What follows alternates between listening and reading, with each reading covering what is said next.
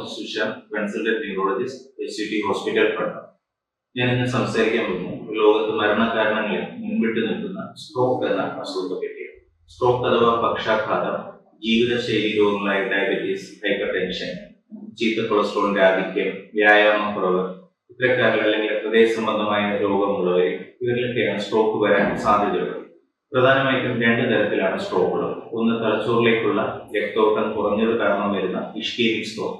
രണ്ടാമത് അമിത രക്തസമ്മർദ്ദം മൂലം തലച്ചോറിനുള്ളിലെ രക്തധമനികൾ പൊട്ടിയുണ്ടാകുന്ന ഹെമറേജിക് സ്ട്രോക്ക്. സ്ട്രോക്കിന്റെ ചികിത്സയിൽ ഏറ്റവും പ്രധാനം എന്ന് പറയുന്നത് സ്ട്രോക്ക് ഉണ്ടോ ഇല്ലയോ എന്നുള്ളത് തിരിച്ചറിയുക.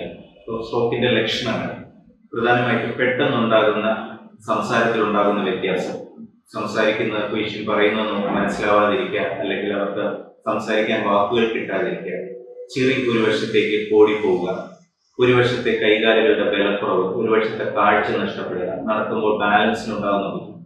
ഇങ്ങനെയുള്ള ഏതെങ്കിലും ലക്ഷണങ്ങൾ ഉണ്ടെങ്കിൽ അത് സ്ട്രോക്കിന്റെ ഇതാകാം. അത്തരം ലക്ഷണങ്ങൾ ഉണ്ടെങ്കിൽ ചെയ്യേണ്ടത് ഉടനെ തന്നെ സ്ട്രോക്ക് ചികിത്സിക്കാൻ പര്യാപ്തമായ ഒരു ഹോസ്പിറ്റലിലേക്ക് രോഗിയെ എത്തിക്കുക. സ്ട്രോക്ക് ചികിത്സിക്കാൻ പര്യാപ്തം എന്ന് പറഞ്ഞാൽ CT അല്ലെങ്കിൽ MRI എടുക്കാനുള്ള ഫെസിലിറ്റി ഉള്ള ഒരു ഹോസ്പിറ്റലായിരിക്കും. അപ്പോൾ നമ്മൾ ആദ്യം ചെല്ലുമ്പോൾ സ്ട്രോക്ക് ഉണ്ടെന്നുള്ള ഇത്തരം ലക്ഷണങ്ങൾ ഉണ്ടെങ്കിൽ ഒരു CT അല്ലെങ്കിൽ MRI എടുക്കുക. അതിൽ നിന്ന് ഇത് ഇഷ്കേമിക് സ്ട്രോക്ക് ആണോ അല്ലെങ്കിൽ രക്തധമനി പൊട്ടിയുണ്ടായ ഹെമറേജിക് സ്ട്രോക്ക് ആണോ എന്നുള്ളത് തിരിച്ചറിയാം.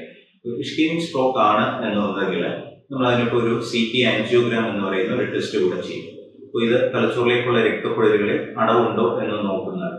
ഈ CT ആൻജിയോഗ്രാമിൽ ചെറിയ രക്തക്കുഴലുകളിലാണ് അടവുണ്ടതെന്നുണ്ടെങ്കിൽ നമ്മൾ ഈ ക്ലോട്ട്സ് അലിയിക്കാനുള്ള ത്രോംബോളിറ്റിക് തെറാപ്പി, IV ത്രോംബോ, ഇത് IV ഇഞ്ചക്ഷൻ ആയിട്ട് കൊടുക്കുന്ന ഒരു മരുന്നാണ്.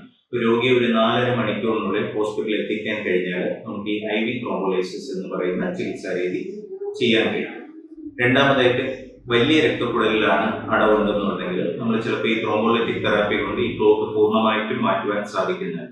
ഇത്തരം അവസരത്തിൽ നമ്മൾ ആൻജിയോപ്ലാസ്റ്റി ഒക്കെ ചെയ്യുന്ന പോലെ ഒരു കത്തീറ്റർ രക്തധമനിക്കുള്ളിലേക്ക് കടത്തി ഈ ക്ലോട്ടിനെ മെക്കാനിക്കലി റിമൂവ് ചെയ്യുകയാണ് ചെയ്യുന്നത്. ഇതിന് നമ്മൾ മെക്കാനിക്കൽ ത്രോംബക്ടമി എന്ന് ചെയ്യും.